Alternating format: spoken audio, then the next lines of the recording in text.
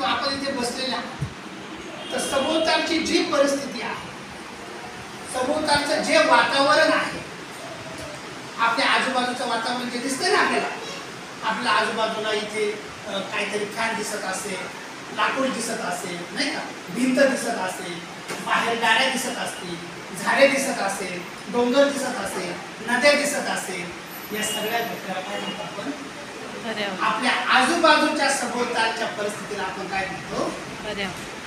पर्यावरण म्हणजे काय आपल्याला समजतं. आपल्या आजूबाजूच्या सभोवतालच्या परिस्थितीला आपण काय म्हणतो? पर्यावरण. लक्षात राहील काय म्हणतो तुमच्या? लिहायची गरज नाही, एक वर्ष पण लक्षात राहा. ठीक आहे, काय हरकत नाही तर लिहून घ्या. आपल्या सभोवतालच्या परिस्थितीला, मानवाच्या सभोवतालच्या परिस्थितीला पर्यावरण असे म्हणतात. मानवाच्या सभोवतालच्या परिस्थितीला पर्यावरण असे म्हणतात.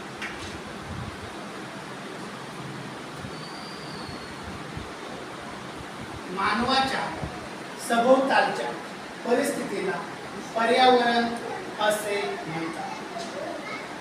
आणि तुम्हाला लेखनाचा स्पीड पाहिजे, कारण की मुख्य परीक्षा लेखनावर आहे. माझा एवढा लेखनाचा स्पीड होता की आकाशवाणीवर किंवा सीडीवर जर गाणे चालू असेल तर ते मी लिहायचे, म्हणजे तिथे गाणे चालू मी लिहायचे, एवढा स्पीड होता.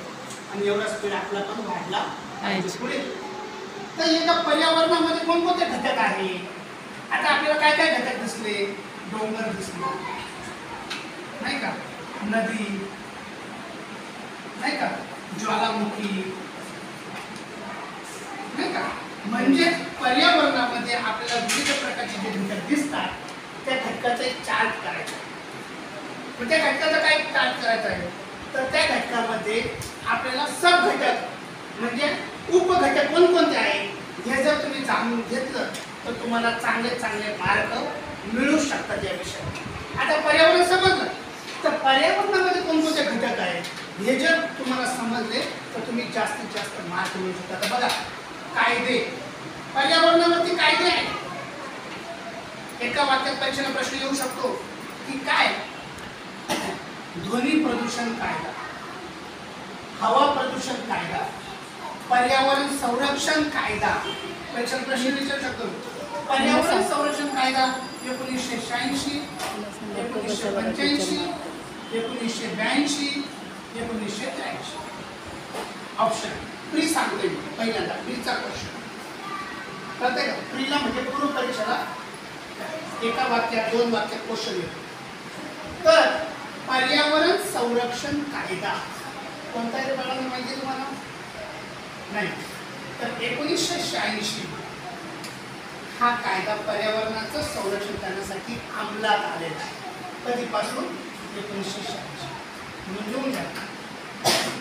एक्झाम्पल सांगतो मी तुम्हाला, शिकवायचं भरपूर आहे, पण पर्यावरण संरक्षण कायदा हा 1986 साली अंमलात आला आणि म्हणून पर्यावरण संरक्षण कायदा हा 1986 असं म्हटलं जातं. मग कायद्यांचा अभ्यास पाहिजे. पर्यावरणामध्ये जे जे घटक येतील, वन संरक्षण कायदा, वाघ संरक्षण कायदा, ध्वनी प्रदूषण संरक्षण कायदा, हवा प्रदूषण कायदा, असे विविध प्रकारचे कायदे आहेत. त्याच्यानंतर परिषदा, पर्यावरणामध्ये विविध कॉन्फरन्स झालेले आहेत. पर्यावरणामध्ये विविध प्रकारचे कॉन्फरन्स, पर्यावरणाला वाचवण्यासाठी विविध प्रकारचे कॉन्फरन्स झाले. तर जगामध्ये पहिलं कॉन्फरन्स कुठे झालं? दुसरं कॉन्फरन्स कुठे झालं? कॉन्फरन्स म्हणजे परिषद. एकच सांगते बरं एक्झाम्पल. जगामध्ये पर्यावरणाला वाचवण्यासाठी पहिली कॉन्फरन्स 5 जून ते 12 जून 1972 साली पहिली कॉन्फरन्स बसली.